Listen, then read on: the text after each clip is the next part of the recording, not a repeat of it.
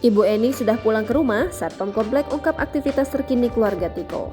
Ibu Eni dikabarkan sudah pulang ke rumah setelah sebelumnya sempat dirawat di Rumah Sakit Khusus Daerah Durensawit, Jakarta Timur karena mengalami depresi. Kabar kepulangan ibu dari Tiko tersebut ke rumahnya disampaikan oleh salah satu satpam setempat yang enggan disebutkan namanya. Diketahui, Ibu Eni dan anaknya Tiko viral di sosial media karena selama belasan tahun tinggal di rumah mewah yang terbengkalai tanpa air dan listrik. Kini kondisi rumah mewah Ibu Eni dan Tiko sudah jauh membaik sebab banyak orang-orang yang peduli dengan kondisi keduanya.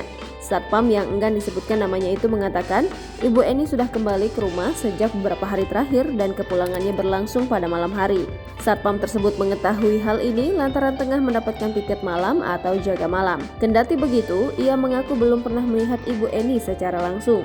Namun dirinya memastikan bila Tiko belum kembali bekerja sebagai keamanan komplek meski sang ibu sudah pulang ke rumah.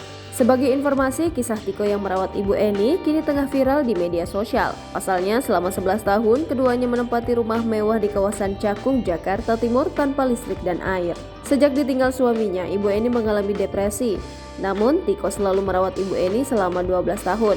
Usai viral, Ibu Eni yang mengalami depresi dibawa ke Rumah Sakit Khusus Daerah Durensawit, Jakarta Timur guna mendapatkan perawatan lebih lanjut. Kemudian, rumah mewah tersebut mendapatkan perbaikan dan pengecatan.